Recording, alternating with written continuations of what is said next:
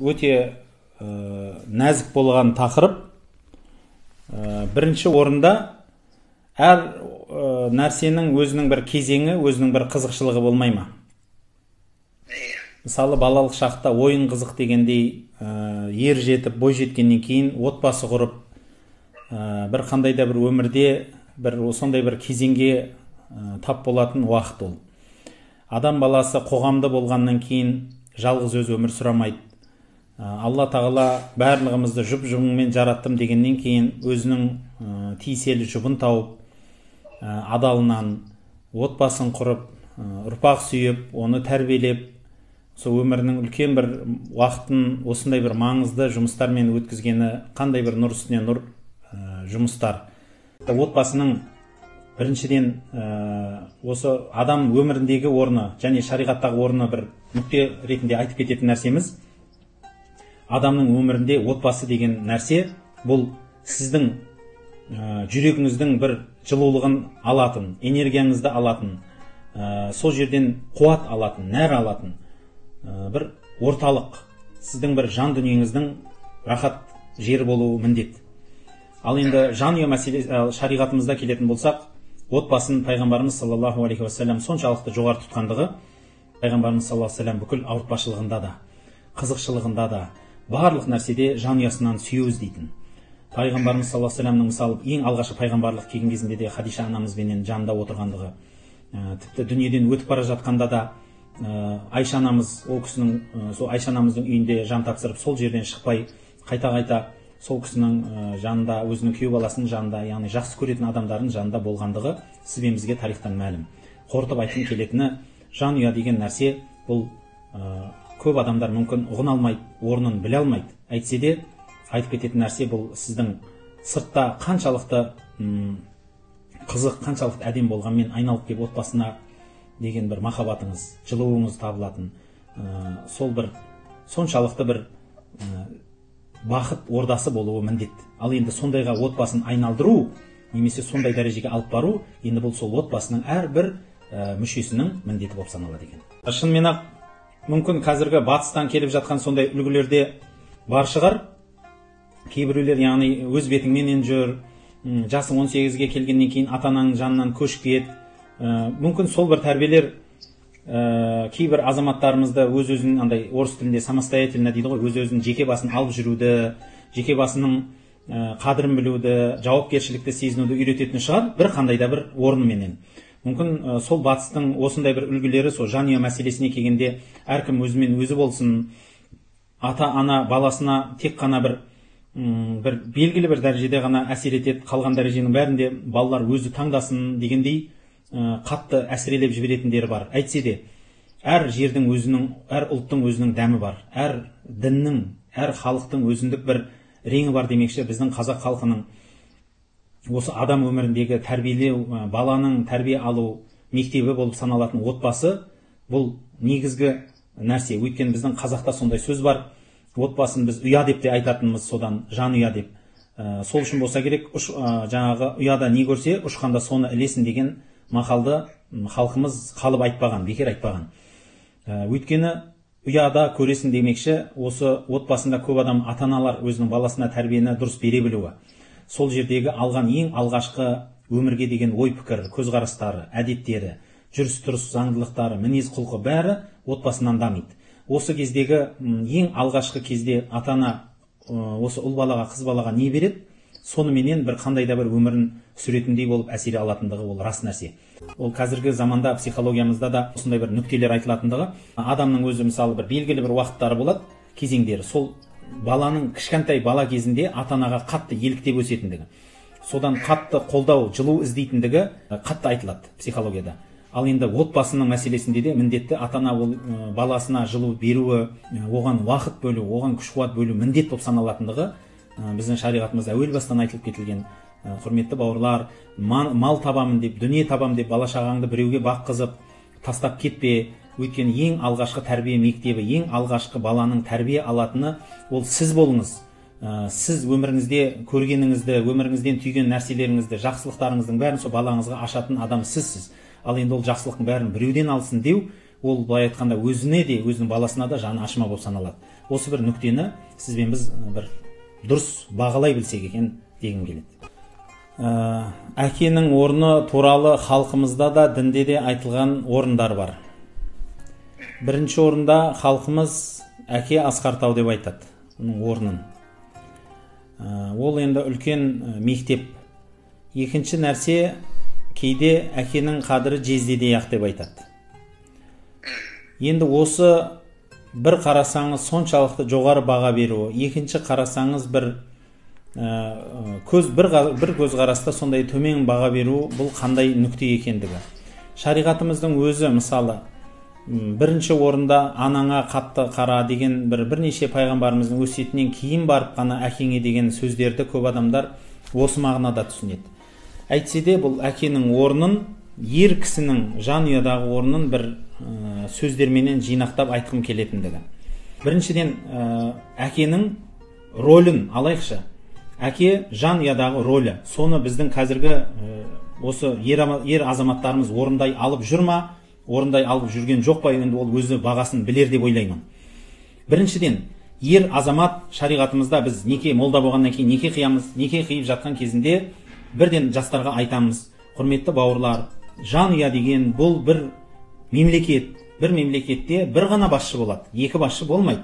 Ендеше осы мемлекетіңнің басшысы ер азамат болады, еркек болады. Ал енді басшы екен, оның мойнындағы шариғатымыздағы міндеттері бар. Бірінші орында әлбетте енді ер азамат болғасын, сол үйдің шай тамағын, киім кешегін, дәрі дәрмегін, жылуы менен суығын жеткізіп беруші, сырттан үйге тасып беруші азамат болуы міндет. Біз үйленіп атқанда да бірден айтамыз: ер азаматқа мынау алып атқан келіншегіңнің киімін, дәрі дәрмегін, шай тамағын, бұдан Құдай қаласа Алла перзент берсе, сол перзенттеріңнің киім кешек, дәрі дәрмегін, барлық жерін қамтамасыз ету сенің мойныңда деп айтамыз. Бірақ сол нәрсені көп адамдар бір өзгеше түсінетін сияқты. Бірінші адамдар асырып жібереді. Менің мойнымда дейді де, бүкіл барлық нәрсені тек жұмысқа ер азамат түзге арнайды да, үйіне мүлде қарамайды. Үйіндегі шаруа дегенде ол бір заттың қисайып тұрғаны, бүлініп тұрғаны емес бірінші орында. Бірінші орында сол үйдегі адамдардың жүріс тұрысы, тәрбиесі, қайда баратыр, кім немен араласып жатыр деген сияқты әрбір жанұяның мүшесіне басшы ретінде болашаққа бағдар беріп, әрқайсысына бір ақыл айтып, жол көрсетпейді. Бәлки көп адамдар тек қана сыртта боламын деп үйге ақшаны алып келеді, тастайды да, үйде шаруасы жоқ, келіп ұйықтайды. Немесе кейбір азаматтарымыз тек арақ шарапқа ғана беріліп кетеді, жұмысты қояды, тек жұмыстан ақшасын алып келеді. Енді қараңыз, кейбір бауырларымыз басқаша қылады. Былай айтқанда, өзінің алып келген осы ақшасын енді осы тапқанының үстіне, ол өзінің міндеті ғой, бірақ ол міндетін қоя қоймай, оның үстінен не дейді, жұртқа міндет қылады. Қолындағы әйеліне, бала шағасына: мен сендерге тауып атырмын, мен сендерді үйтіп атырмын, бүйтіп атырмын. Білесіз ба, ол міндет қылуға қақысы жоқ. Өйткені оттың қақысы жану, судың қақысы ағу деген сияқты әкенің ақысы сол үйдің ыстық суығын қамтамасыз етіп беру. Ол қарапайым нәрсе, оны мақтанатын нәрсе емес. Оны бір сөз қылатын, бір үйіндегілердің бәрін көзін шұқып жекелеп айтып шығатын нәрсе емес. Қадірін білсе жақсы, қадірін білмейтін болса, ол өзінің дұрыс емес жол көрсеткенінен. Әке деген ол жанұяның басшысы. Ендеше басшы деген сөз бүкіл жанұя мүшелеріне бағдар көрсететін, жол көрсететін жолбасшы болу керек жанұясының. Бұл деген сөз жолды бастау үшін не болу керек? Адамда арман менен мақсат болу керек. Әкеде армандай білу керек, мақсат қою керек. Жанұясының барлығына сен былай жүр, сен былай жүр деп жол көрсетіп, жол көрсеткенде де міндеттеп темір құрсаумен емес, бәлки жұмсақ қылып, әркімнің, әр баланың, әр перзентінің, тіпті әйелінің де өзінің қалауы бар, ол да бір жан. Сондықтан сол қалауын да орындап беру, сол үйде отырғанда оның бақытын, оның қызықшылығын шамасы жеткенше келістіріп беруі оның мойнындағы жұмысы болып саналады. Ол қарапайым нәрсе, оны міндет қылатын нәрсе емес, ол өзінің қолындағы ісі. Болды. Мысалы, қыран құс ұшады. Енді құс ұшқаннан кейін өзінің ұшқанын мақтанбайды ғой, ол ұшты, болды, онда тұрған не жоқ оның. Таңғаларлық жай жоқ. Дәл сол сияқты әке деген жол басшы, жол көрсетуші, кәдімгі жанұяның басшысы болу керек. Ол бір нүкте. Екінші бір айтатын нәрсе, жанұяның пайғамбарымыз саллаллаху алейхи уассаламның өнегесінен алып қарайтын болсақ, пайғамбарымыз саллаллаху алейхи уассалам жанұядағы әрбір жанға шамасы жеткенше жеткізген. Бұл деген сөз мен жоғарыда айтқанымдай рызық несібені беруші Алла. Енді тапқанынша жеткізіп атса, соның қол астындағы адамдар сол нәрсені жоқтан бар қылып, қанағат қылып тұтынуы міндет. Ол бөлек нәрсе, ол әкенің алдындағы міндеттері бар. Сол әкенің алдындағы міндеттері бар. Соның ең біріншісі, ол кісінің еңбегін бағалай білу. Ол кісіні де үйдің мысалы осынша басшысы деп біле білу, және соны дұрыс бағына білу болып саналады. Екі жақты да тең ұстаған дұрысырақ болады. Егер сіз арман мақсаттан айырылсаңыз, жанұяңызға жол басшы болып, алға шығып лидер болудан бас тартсаңыз, біліп алыңыз, сіздің орныңызды келіншегіңіз бастап кететіндігі анық. Көп жанұяларда бірінші орында үйде мамамыз сөйлейтіні, тойдың барлығын солар басқаратыны, барлық нәрседе барды, бар жоқты жоқ деп жауап айтатыны содан. Өйткені ол кісілердің күтеді бір-екі рет, күткеннен кейін еш нәрсе болмағаннан кейін алға амал жоқтан сүйрейді. Мен бұны әуелден айтып келемін. Үйде кейбір еркектер тек қана аксессуар, әйтеуір бар зат болып өмір сүреді. Бар, әйтеуір біреу мысық па, күшік па, сол сияқты әйтеуір бар үйде. Сондықтан соны жоқтан бар қылып отқан қазақтың қыздарына Алла разы болсын. Бірақ ер жігіттерге айтатыным, құрметті бар болғырлар, өздеріңізді жинап, қолға алып, еркек болсаңыздаршы, алға жылжу керек, мақсат қою керек, сөзіңізде тұрақ, ісіңізде іс болатындай болу керек. Еркекте бір мінез болу керек, еркекте бір өзінің арманы, алға қойған қыңырлығы болу керек, өзіне жараса. Сондықтан осы нәрсені ұмытпасақ екен дегім келеді. Енді шариғатымызда әлбетте ананың орнын өте көп айтқан. Соның бірінші нәрсесі, пайғамбарымыз адам баласының қарызы, сол ең қызмет қылуға лайықты болған жан, ол ана екендігін 3 рет өсиет қылғандығы әйгілі бізге келген өсиет. Ал Құран-ы Кәримде болса ата-ананы қосып айтады әрдайым. Кейде ата сөзімен әбәуайх деп айтады, кейде жәннат ананың табанының астында дейді. Бұл деген сөз әкенің табанының астында жәннат жоқ деген сөз емес. Ана деген сөз сол әкеден кейінгі тұратын адам екендігін білдіргеннен кейін, ананың табанының астында жәннат болса, әкенің табанының астында міндетті түрде болатындығы бар нәрсе. Ал енді ананың міндеттері, орны туралы айтып, бір жоғарыдағы бір екі нәрсеге біздің жететін жолдарымызды көрсеткім келетіндігі. Құрметті бауырлар, әйел кісінің жанұядағы орнын шариғатымыз бірінші орында үйдің берекесі, сол үйдің ұстыны ретінде қарастырамыз. Өйткені сол үйді ұйытатын, еркегінің тауып келген дүниесін береке қылып, дұрыс жерге жарататын, оны күтіп, өзінің орнына қарай қоятын, балаларының тәрбиесіне көңіл бөліп, сырттан ашуланып, қысылып, қиналып келген еріне жұмсақтық танытып, соның ауырлығын жеңілдетуіне жәрдем беретін, иық тіреп арман қойған мақсатына бірге жетейік деп жанына қанат бітіретін әйел кісі. Әйел кісіден жаңағыдегі орны өте үлкендігі сонша. Енді мынандай сөз бар ғой, барлық атақты адамдардың артында, ерлердің артында бір әйел тұр деп. Ол бекер сөз емес. Оны біздің шариғатымыздан мысал қылатын имам Ахмад болсын, имам Шафиғи болсын, қандай атақты үлкен батырлар, ғалымдар болсын, солардың тарихынан алсаңыз, олар әрдайым айтатыны содан. Мысал имам Шафиді көп мысал қылам. Ол кісі айтады, мен 3 жасыма келгенде маған шапан сәлде алып беріп, мені ұзағынан мешітке сүйреп алып барып, түнде тұрғызып алады екен баласын. Сөйтеді екен да, жуындырып, шайындырып, дәретін алғызып, шапанын сәлдесін кигізіп, мешітке шейін алып барып, мешітке кіргізіп жібереді екен, өзі есіктің алдында күтіп тұрады дейді, сол шыққанша баласы. Сөйтіп баласын айтады екен, балам, анау жерде бір ғалым кісі отыр. Сол ғалым кісінің сұхбатына кір. Таң намазынан кейін бір адам сол жерде сабақ береді екен.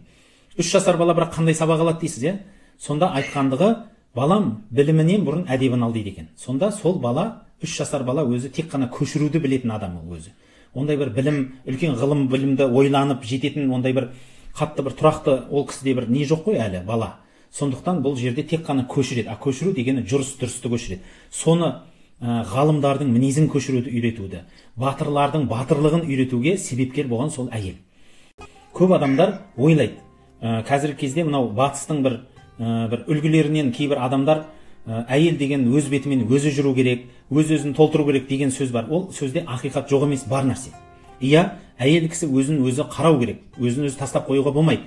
Әйел кісі сұлу қылып киіне білу керек балдардың алдында, іше білу керек, жей білу керек, жүре білу керек, сәндену керек. Иә, бірақ бұл деген сөз өзінің құрбандыққа бала шағасына жегіп жібер деген сөз емес. Мен соны айтмаймын. Бірақ таяқтың екі ұшы бар дейді.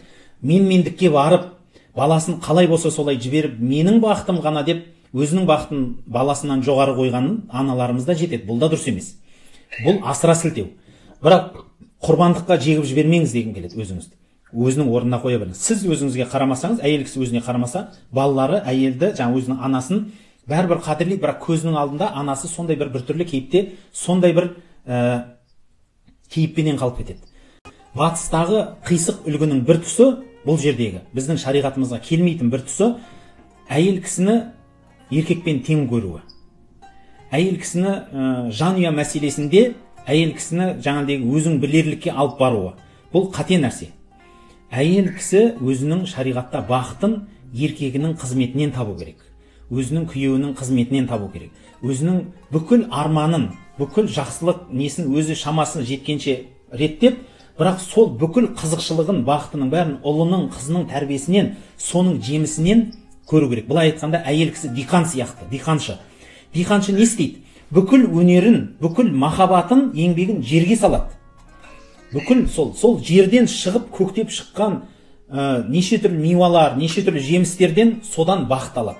Сол жемістердің саясынан рахат алады. Әйел кісі деген сөз ол өзі қолына жалау алып тұрып, соғыс, немесе бір жаңа заводқа барып, фабрикаға барып жұмыс істе демейміз. Бәлки сол заводтарды дамытатын, ерлерді туғатын, соларды тәрбиелейтін әйел.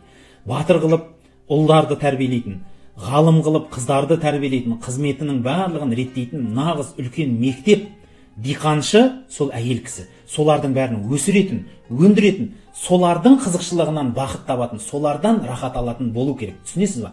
Көп адамдар олай айтпайды. Бәлки өзіңді ойла, аналар өзімен өзі, яғни балдарыңа былай қарасып қойды, олар жүре берсін. Сен өз бақытыңды өзің ал, сен өз-өзіңді жақсы көр, сен өз-өзіңді сүй деген мақсатты айтады да, екінші жағын дұрыс түсіндірмейді. Соның себебінен кейбір қыздарымыз, әсіресе осы тренингке барып жүргендер, жаңағыдай осы бір батыстың үлгісіне қызығып жүргендер, басқаша тәрбие алып кететіні содан.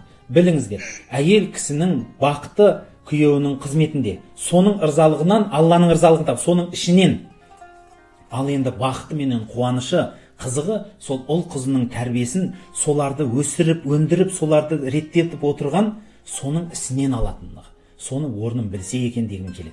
Я, әйел кісі жұмыс жасайды. Жұмыс жасамасын деген шариғатымызда жер жоқ. Әйел кісінің шариғаттағы орны бірақ бар. Біріншіден, егер ері сыртта жүріп жұмыс жасаса, ерінің тапқаны жетерлі болса, әйел кісіге жұмыс жасау міндет емес. Өйткені енді ерінің, күйеуінің кейде қолы тиіп тимей бала шағасына қарауға, соның тәрбиесіне қарауға қатты тимегеннен кейін тек жол көрсететін болғансын. Ал енді сол көрсетілген жолмен жүруді үйрететін ана. Баланың, қыздың сол жерге ертіп барып, әкең былай жүр, былай тұр деді, есіңде ма деп соны реттеп беретін ана. Сол үшін ананың үйде отырғандағы әйел кісінің абзалырақ болады. Шариғатымыз сол үшін әйел кісі үйде көп отырсын дейді. Ұл қызға көбірек тәрбие беру үшін. Сіз бермейтін тәрбиеңізді Алла тағаладан жай ғана сұрау бұл ақымақтық, ал халыққа тастап қою бұл залымдық болады деп есептеймін. Өйткені өзіңе жанашымау, бала шағаңа жанашымау болып саналады. Егер күйеуі жұмыста бірге істейміз десе, немесе рұқсат берсе, немесе сондай бір жағдайлар болып жатса, әйел кісінің жұмыс жасауы дұрыс ол. Міндет кейде. Өйткені мысалы өзіміз айтамыз, әйел кісі босанады, оны босандыратын гинекологтарымыздың әйел болғандығы қандай жақсы.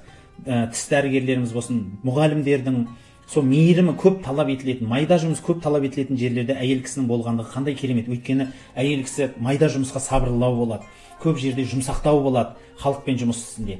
Айтқым келетіні, ең бірінші пайғамбарымыз саллаллаху алейхи вассалам заманында медпункт ашқан кісі әйел кісі. Мешіттің жанына медпункт ашып, сол жерде жаралыларды емдейді.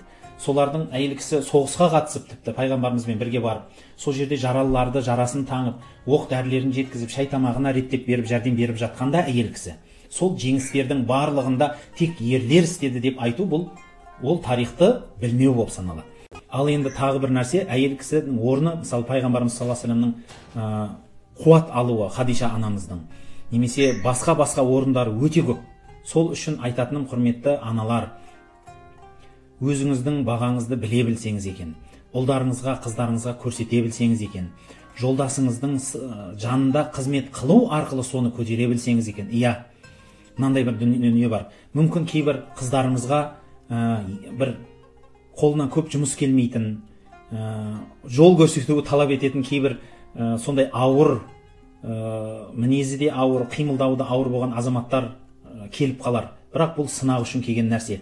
Сол үшін айтатыным, сол қыздарымызға да жаңағы бір не ретінде айтатын, сол кісілердің тәрбиесіне кішкентай қуат беретін, энергия беретін, жолын көрсетіп қуаттайтын ол сіздерсіздер. Яғни ол кісі бір арман айтып, армандасай деп соны жетелеп, армандағаннан кейін соған жетуіңе не қиыншылық қылады, жүрсейші біз сенің жаныңдамыз ғой деп қуат беріп, күш беретін нәрсе, бұл үйдің, жанұяның жылуы болып саналады. Соған ең бірінші рөл беретін нәрсе бұл әйелдің орны, оның сөзі, оның іс-қимылы, оның беретін жылуы, өзінің күйеуіне де, ұл қызына да. Еркек туралы айтылған нәрсе, бұл еркек жолбасшы. Еркектің міндеті бүкіл жанұяның барлық нәрсесі үшін жауап беру міндет. Ұлының күнәсі, қызының күнәға баруы, әйелінің қателесіп қалуына шейін себепкер болатыны сол күйеуі. Сол үшін Құранда я айюхалладина аману, иман келтіргендер, қу анфусакум ва ахликум нара, дозақ отынан өздеріңізді де, өздеріңіздің жанұяларыңызды сақтаңдар деген бұйрық тұр. Соны бірінші орында ер азаматтарға айтылған бұйрық деп айтады ғалымдарымыз.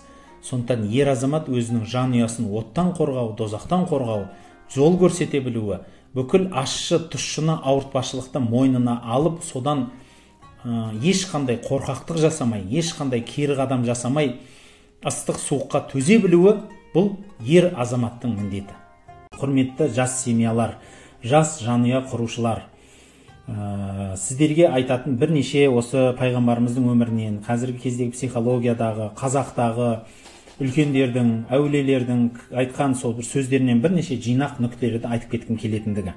Бірінші нәрсе, құрметті бауырлар, бір-біріңіздің, яғни адамилық, адам ретінде қадірлеріңізді жоғалтып кетпеңіздер, біле біліңіздер. Оны неге таңдадыңыз? Мысалы, әйеліңізді неге алдыңыз? Немесе сіз неге күйеуге тидіңіз? Ондай болса, сол қадірді жоғалтпау үшін істейтін жұмыстардың біріншісі іс-қимыл және тіл. Осы екі нәрсе артық кетпесе, қадір кетпейді. Екі нәрсе артық кетпеу керек. Сол үшін пайғамбарымыз қатты адамның қолынан да, тілінен де зиян көрмеген адам нағыз мұсылман деп, мұсылманның нағыз кім екендігін айтып кеткендігін ұмытпауымыз керек. Екінші нүкте, жанұядағы үлкен нәрсе, жоғарыда айтқандай ұрыстың, жанжалдың болуы хақ нәрсе, ол дұрыс нәрсе. Оны бірақ мен кезінде де айттым, әлі де қайталап айтуға ерінбеймін. Бірінші нәрсе, ұрыстың, жанжалдың орны ащы тілді болмаңыз. Екінші нәрсе, тақырыптан артық шығып кетпеңіз. Үшінші нәрсе, сол жанжалды барынша ашу кеткеннен кейін жұмсақ отырып шешуге әрекет жасаңыз екен. Тағы бір нүктелер. Жанұяда ер азамат басшы, еркек басшы. Басшы деген сөз, ол басқалардың басына шығып алып, соларды тонап қанайтын адам емес. Басшы деген сөз, сол үйдің отына, күліне күйетін, жанатын, соның бәрін алға қарай бастайтын, бірінші құрбандыққа бірінші қадам қоятын адам сол басшы болады. Басшы деген басында жүреді. Жұрттың бәрін жұмсап қойып, артынан отырмайды. Соны біліп алыңыздар. Сол үшін жаңағыдегі үйге келіп, міндет қылуы, немесе жаңағыдегі жатып алып, өзі жұмыссыз, мүмкін бір қандай да бір стресс себебінен әйтеуір бір жұмыс табылмай жүр, басқа себептер бар, бірақ соның ашуының бәрін бала шағасынан, әйелінен алу, бұл нағыз ақымақтық. Құрметті бауырлар, жанұядағы барлық қызықшылық, барлық нәрселер, қызметтер, соның барлығын Алла үшін жасауды ұмытпаңыз. Құдайдан көп дұға қылыңыз.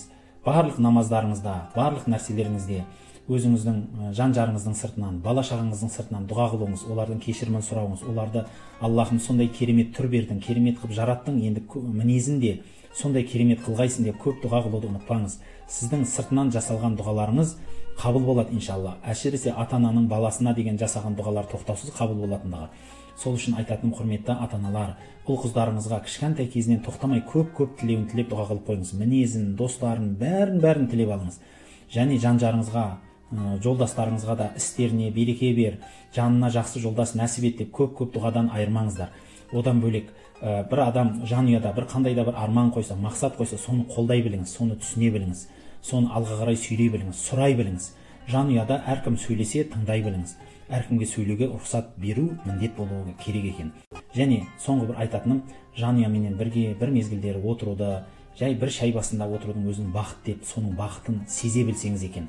Жай ғана бір тамақ ішіп тез кетіп қалу, немесе тамақ ішіп бола салысымен әркім өзінің жұмысына кетіп қалсын деген сөз емес. Нағыз өмірдің бақыты сол дидарласып отыру. Баяғыда бір кісі 400 жыл өмір сүрген екен. 400 жыл өмір сүріп, өмірден өтетін шағында бүкіл ұрпағы, ағайын туысы жанына келіп отырғанда біреу сұраған екен: құрметті баба, осы сіз дүниеден өтіп жатсыз, енді осы бүкіл өмірдегі ең қымбат нәрсені бір ауыз сөзбен айта аласыз ба десе, иә депті. Дидар ғанибет деген екен.